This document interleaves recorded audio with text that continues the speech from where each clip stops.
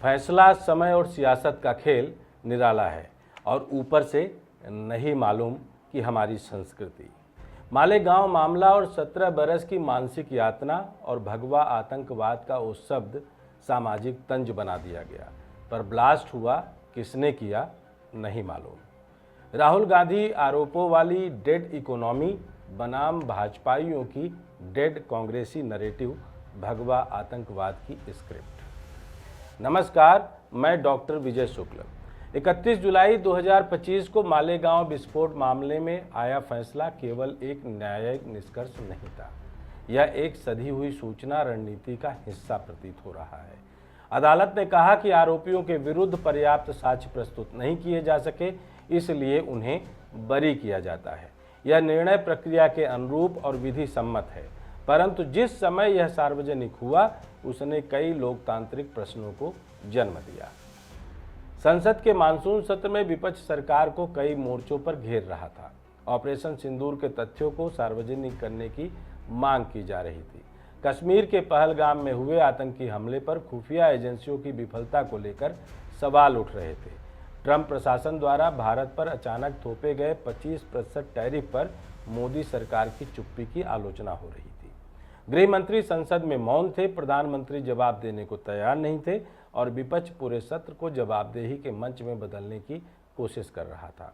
इस सियासी संकट के बीच में आता है मालेगांव का फैसला, जिसने न केवल खबरों की प्राथमिकता बदल दी बल्कि सरकार को एक नैरेटिव शिफ्ट का मौका भी दे दिया।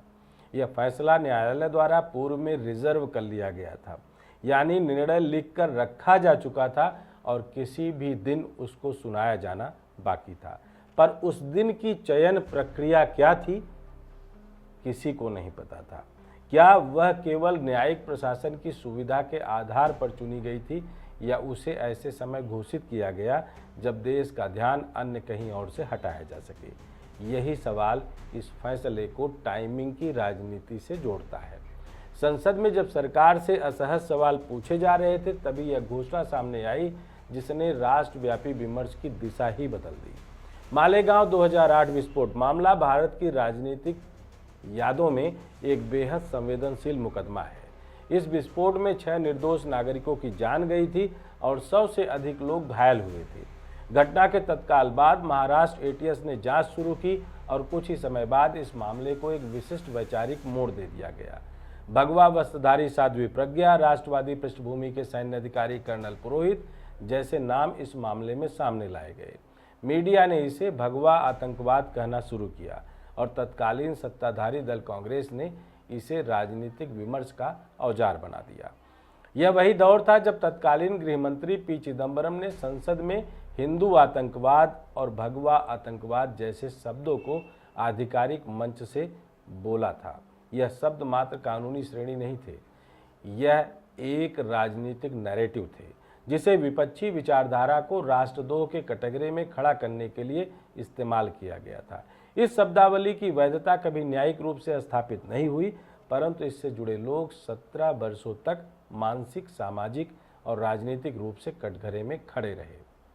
अब जब अदालत ने यह कहा कि अभियोजन पक्ष उन आरोपों को सिद्ध करने में फेल रहा है, तो यह स्पष्ट है कि या तो शुरू से ही जांच की दिशा राजनीतिक रूप से तय की गई थी या फिर हमारी एजेंसियां इतनी अक्षम हैं कि वे आतंकवादी घटनाओं में दोषियों को 17 वर्षों तक भी चिन्हित नहीं कर पाती।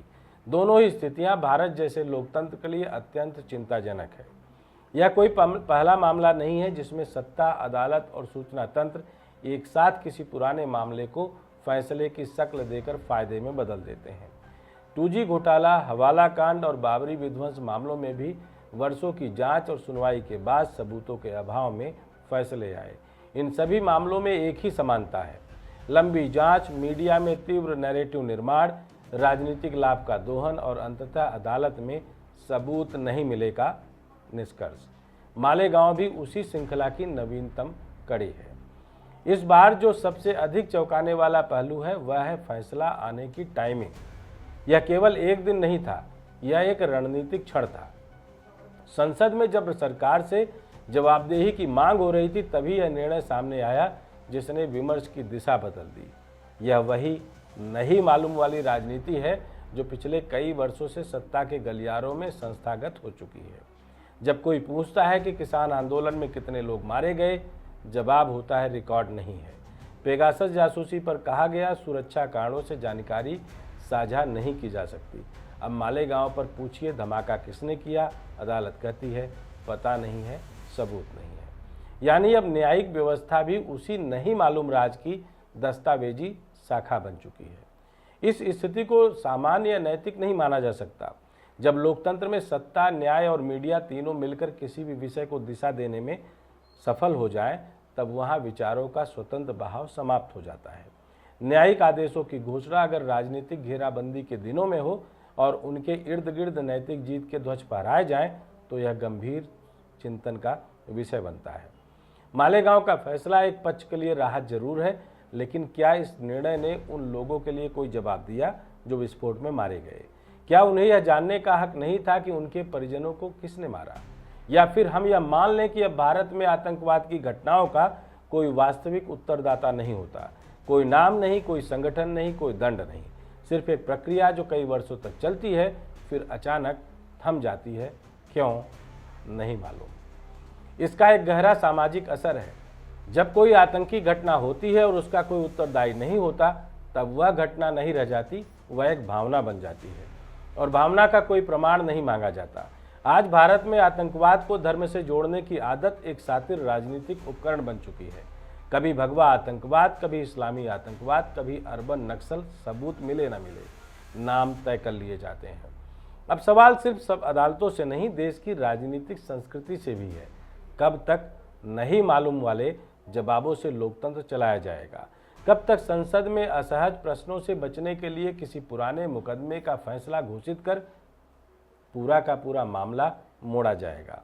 और क्या हम यह मान लें कि अब न्याय की प्रक्रिया सिर्फ कानूनी नहीं बल्कि रणनीतिक हो गई है? यह समय है जब हम न्याय को केवल अदालत की चारदीवारी तक सीमित न करें, बल्कि उसकी पूर्णता उस जवाब में खोजें जो आज भी संसद, एजेंसियों और व्यवस्था से गायब है।